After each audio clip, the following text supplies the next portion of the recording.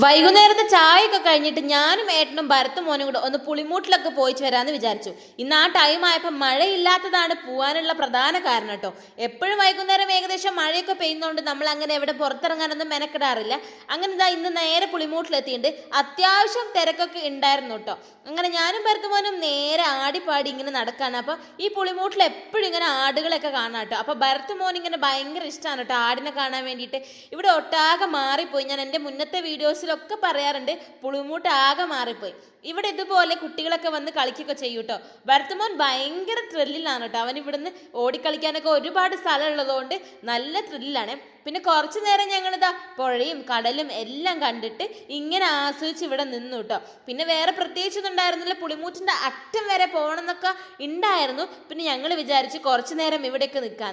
അങ്ങനെ നമ്മുടെ ഭരത്തുമോൻ്റെ ഓട്ടം നേരെ ഇതാ ഉപ്പിലിട്ട് പീടിൻ്റെ അടുത്തേക്കാണ് കേട്ടോ. അപ്പോൾ ഏതായാലും നമ്മൾ ബീച്ചിലോ പുളിമൂട്ടിലൊക്കെ വന്നു കഴിഞ്ഞാൽ എന്തെങ്കിലും ഒരു ഉപ്പിലിട്ടത് അത് നിർബന്ധമാണല്ലോ അല്ലേ. ആദ്യം തന്നെ ഭരത്തുമോൻ പറഞ്ഞു എനിക്ക് നെല്ലിക്ക മതി. അങ്ങനെ അവൻ നെല്ലിക്ക വാങ്ങിച്ചു, ഞാൻ പൈനാപ്പിളും, ഏട്ടൻ പേരക്കയായിരുന്നു കേട്ടോ വാങ്ങിച്ചത്. അങ്ങനെ അതൊക്കെ കഴിച്ച് ഞങ്ങൾ നേരെ പുളിമൂട്ടിലേക്ക് ഇങ്ങനെ നടന്നു കേട്ടോ. നല്ല കാറ്റുണ്ടായിരുന്നു.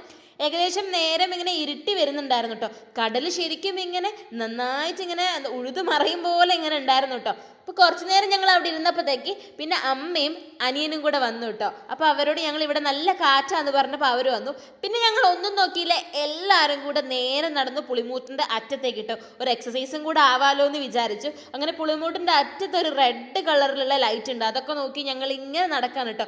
നടന്നിട്ട് എത്തുന്നുണ്ടായിരുന്നു. അങ്ങനെ എല്ലാം കഴിഞ്ഞ് ഞങ്ങൾ വീട്ടിൽ പോയി. വീട്ടിൽ പോകുന്ന വഴിക്ക് നല്ല തേൻമുട്ടായി ഒക്കെ വാങ്ങിയിട്ടാണ് പോയത്. അപ്പോൾ ബൈ.